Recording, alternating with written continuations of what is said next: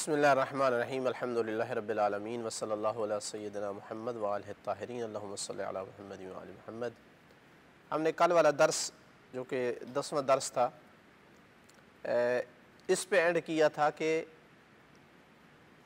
امامت کی کیا ضرورت ہے، نبی پاک صلی اللہ علیہ وآلہ وسلم کے بعد ایک امام کا ہونا کیوں ضروری ہے، اس امام کا جس کا معنی ہم بیان کر چکے تھے کہ جو دنیا اور آخرت کی قیادت کر سکے، پورا دین اس کے سینے میں ہو، قرآن کی پوری تعلیمات اس کے سینے میں ہوں، اللہ نے جس کا چناؤ اور انتخاب کیا ہو۔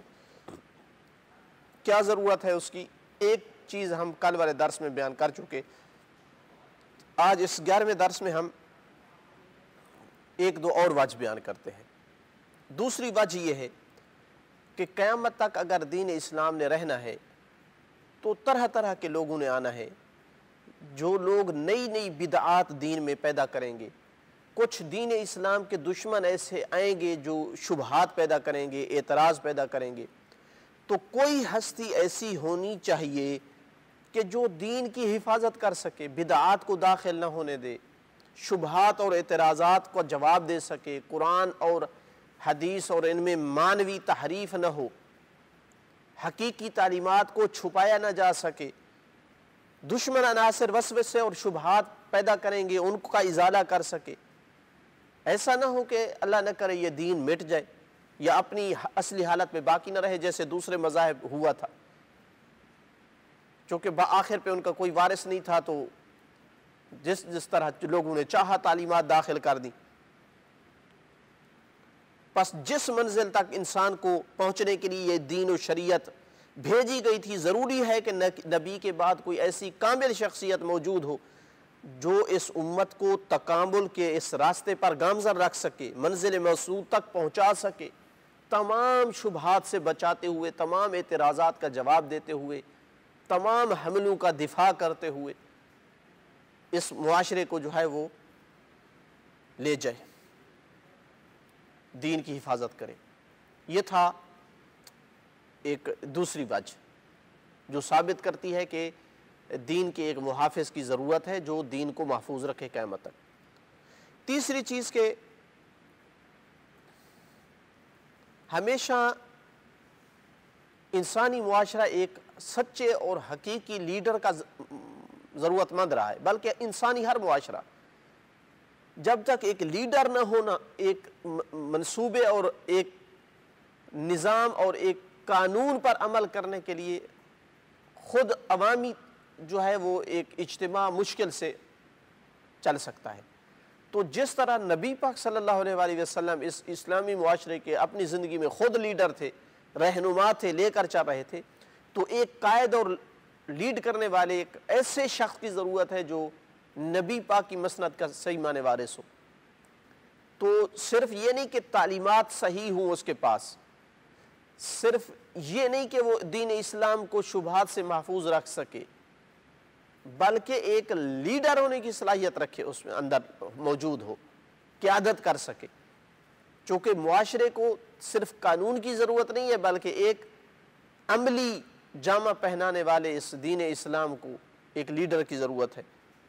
تو اس وجہ سے بھی ایک امام کی ضرورت پڑتی ہے۔ چوتھا مسئلہ یہ ہے کہ اگر یعنی چوتھی وجہ اور دلیل امام کی ضرورت کے لیے وہ یہ ہے کہ اگر امت اختلاف کر لے آپس میں، اگر سب ایک جیسے ہیں تو کون فیصلہ کرے گا؟ اختلاف باقی رہ جائے گا قیامت تک۔ تو کوئی ہستی ایسی ہو جو معیار حق ہو کہ اگر اس کا عمل دیکھا جائے، اس کی کلام دیکھی جائے، وہ حق کی دلیل ہو۔ تو یہ ایک امام اور ایک لیڈر جو نبی پاک کے بعد موجود ہو، جس کے پاس پورے دین کا صحیح معنی علم ہو، وہ حق اور باطل کا فیصلہ کر سکتا ہے، وہ حق و باطل میں تمیز کر سکتا ہے۔ یہ چیز بھی تقاضا کرتی ہے کہ نبی کے بعد ایک امام کا ہونا ضروری ہے۔ اب تک جو ہم نے گفتگو کی ہے اس میں چند ایک چیزیں ہم نے ذکر کر دی کہ امام کا ہونا یعنی کس طرح کے امام کا ہونا ضروری ہے، اوصاف کیا ہے۔ لیکن اگلے سوال میں تھوڑا سا مزید تفصیل کے ساتھ کہ امام کو کن کن اوصاف کا مالک ہونا ضروری ہے، کن کن اوصاف کا وہ مالک ہو۔ تاکہ یہ سارے تقاضے جو ہم نے بیان کیے ان تقاضوں کو پورا کر سکے۔ ہر بندہ نہیں بن سکتا امام، ورنہ یہ اہداف جو ہم نے ذکر کیے ہیں ایک امام کے ہونے کے، یہ اہداف پورے نہیں ہوتے جب تک کہ خاص صلاحیتوں کا مالک، خاص اوصاف کا مالک انسان نہ ہو۔ تو جواب یہ ہے کہ چند ایک اوصاف و کمالات کا امام میں ہونا ضروری ہے، ورنہ وہ امام نہیں بن سکتا، چونکہ اس کا پھر وہ فائدہ نہیں ہے جس کی خاطر امام کی ضرورت ہے۔ پہلی وصف یہ ہے کہ عالم اور حکیم ہو۔ عالم ہو، کس حد تک عالم ہو؟ یعنی پورے دین کا عالم ہو، ہر مسئلے کا عالم ہو، ہر فیصلے کو سلجھا سکے اور صحیح معنی حکم لگا سکے، کیونکہ اگر وہ بھی کسی مسئلے سے نابلد ہو، کہے مجھے پتہ نہیں ہے، تو پھر کس سے پوچھا جائے؟ پھر وہ امام تو نہ ہوا نا، پھر تو جو مسئلہ بتائے گا اس کو امام ہونا چاہیے۔ ہر مشکل کی تلاش وہ کر سکے، بتا سکے، تاکہ لوگ جو ہے وہ حیران اور سرگردان نہ رہیں۔ امام کے ہونے کا ہدف تب پورا ہوگا جب تمام چیزوں پر مطلع ہو، حکیم ہو، حکمت رکھتا ہو۔ قرآن مجید میں ارشاد ہوا سورہ بقرہ میں، قال ان اللہ اصطفاہ علیکم وزادہ بسطۃ فی العلم والجسم۔ یہ کس کی بات ہو رہی ہے؟ جب بنی اسرائیل کے لوگ ایک نبی کے پاس گئے کہ اللہ تعالیٰ سے کہو کہ ہمارے لیے ایک حاکم قرار دے، ایک بادشاہ، ایک لیڈر اور قائد، تو جواب آیا کہ وہ طالوت کو بنایا گیا ہے۔ تو اعتراض کیا، طالوت تو مثلا ایک غریب قسم کا بندہ ہے، مالدار لوگ تو اور ہیں۔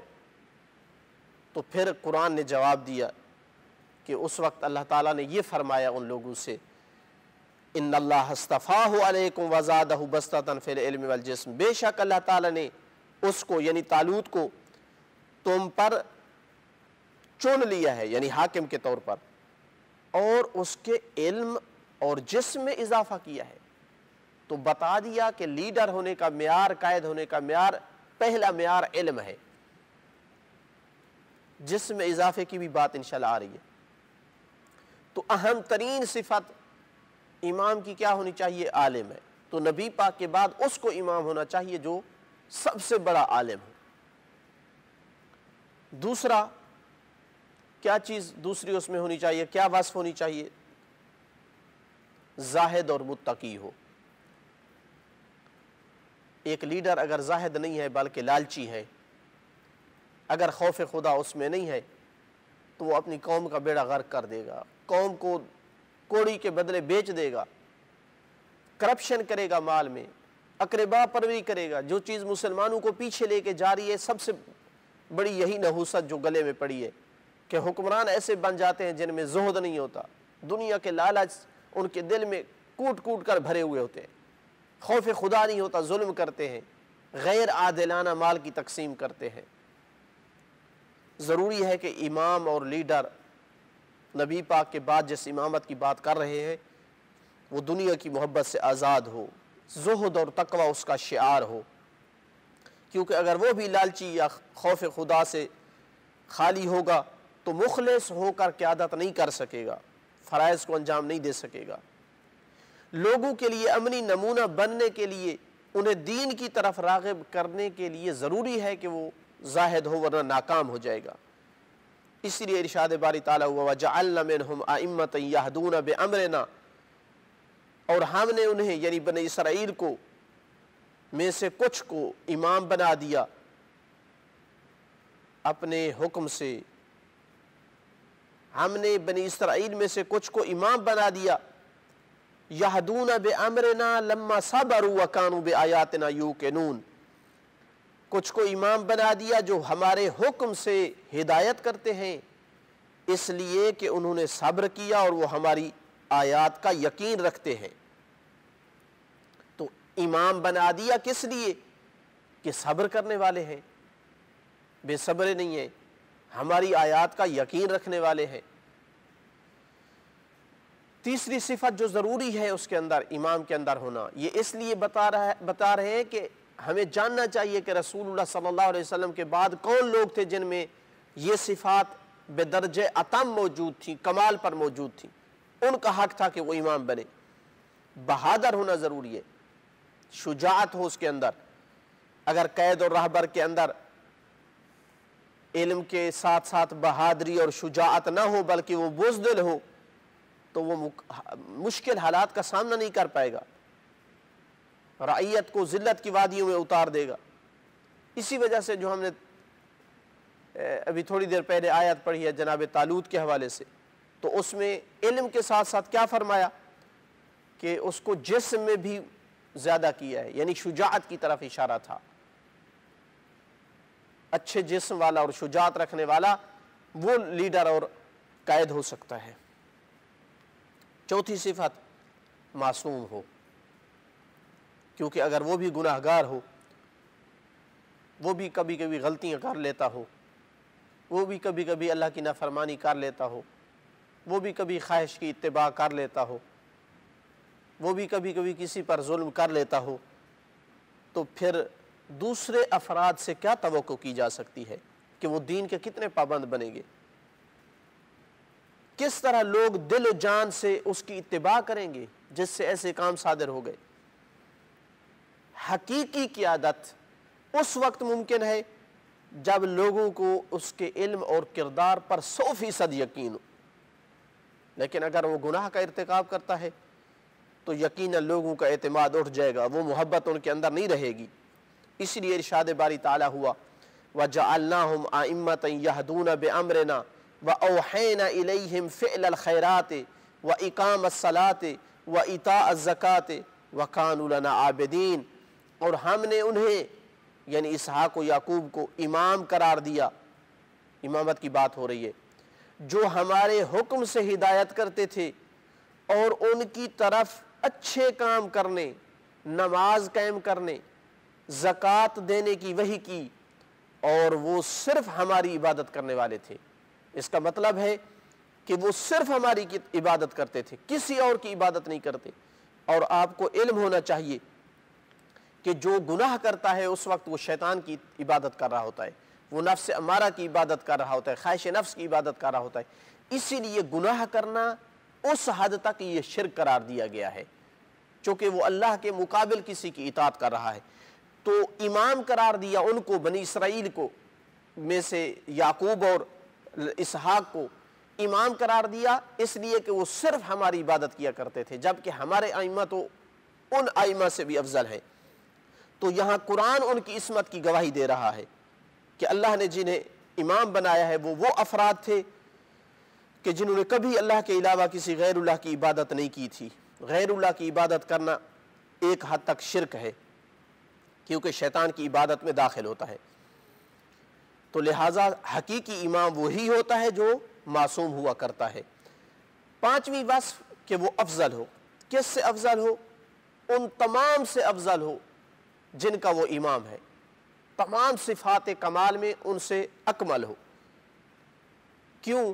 کیونکہ اگر کوئی اور بندہ اس کی رعیت میں اس سے افضل ہے، علم میں افضل ہو، شجاعت میں افضل ہو، کسی اور صفت میں افضل ہو، تو لازم آئے گا کہ اعاذ باللہ اللہ نے مفضول کو اب اس سے افضل کا امام بنا دیا ہے۔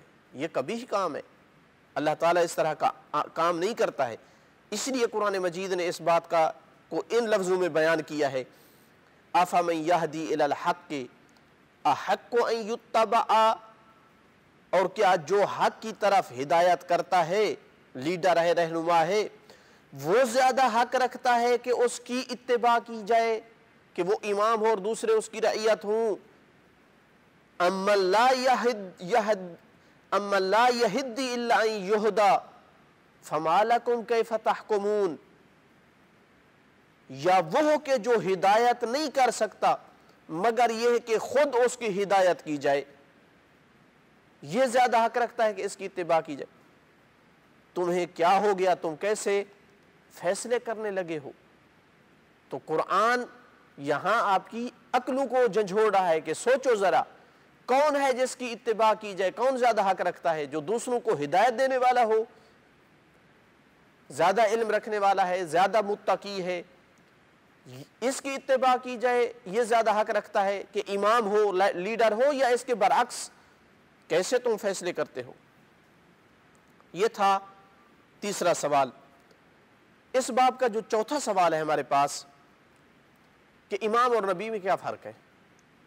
بہت سارے نابلد کہ جو شیعہ اثنا عشریہ کے عقائد سے واقف نہیں ہیں کہہ رہے ہوتے ہیں کہ یہ تو 12 اماموں کو نبی مانتے ہیں. انہیں پتہ ہی نہیں ہے کہ ہمارے عقائد کیا ہے. پہلے پڑھو ہمارے عقائد کو تفصیل سے, ہم سے پوچھو کہ ہم جب امام مانتے ہیں تو کس معنی میں مانتے ہیں, ہم کیا فرق کرتے ہیں امام اور نبی میں. تو ہمارے عقائد میں جو امام اور نبی میں فرق ہے, سب سے پہلا اور بڑا فرق یہ ہے کہ ہم قائل ہیں کہ نبی پر وحی نازل ہوتی ہے جبکہ امام پر وحی نازل نہیں ہوتی. اگر وہ فرشتے سے بات کرتا بھی ہے تو وہ وحی نہیں ہوتی. وہی ایک خاص گفتگو ہے جو اللہ اور نبی کے درمیان ہوتی ہے, وہ امام کے ساتھ نہیں ہوتی.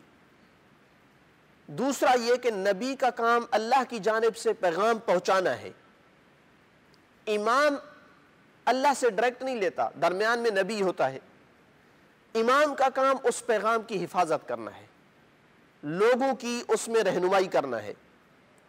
امام خود بھی نبی کی تعلیمات کا پابند ہوتا ہے, نبی کے پیچھے چلتا ہے. معاشرے میں نافذ کرنا یہ امام کے فرائض میں ہے. امام قائد اور لیڈر ہوتا ہے ان تعلیمات پر عمل کرانے میں جو نبی لے کر کے آیا ہے. لیکن ہم اس کے قائل ہیں کہ صفات کمال میں امام بھی نبی کی طرح ہوتا ہے, عالم ہوتا ہے, زاہد ہوتا ہے, شجاع اور بہادر ہوتا ہے. صفات میں امام کا نبی کی طرح ہونا یہ معنی نہیں ہے کہ ہم عقیدہ رکھتے ہیں کہ جو ہے وہ امام نبی کی طرح ہر جہت سے ہوتا ہے. یہ ہمارے اس باب کا آخری سوال اور جواب تھا. اس پر ہمارے اس درس کا اختتام ہوتا ہے. انشاءاللہ اگلے درس میں, کل والے درس میں ہم اس عقائد کی کتاب کا جو ہے وہ 7واں باب اس کو سٹارٹ کریں گے کہ ہمارے ائمہ کی امامت جو ہے اس کے متعلق جو سوالات ہیں اس کے جوابات پیش کریں گے. والحمدللہ رب العالمین وصلی اللہ علی سیدنا محمد وآلہ الطاہرین. اللہم صلی علی محمد وآل محمد.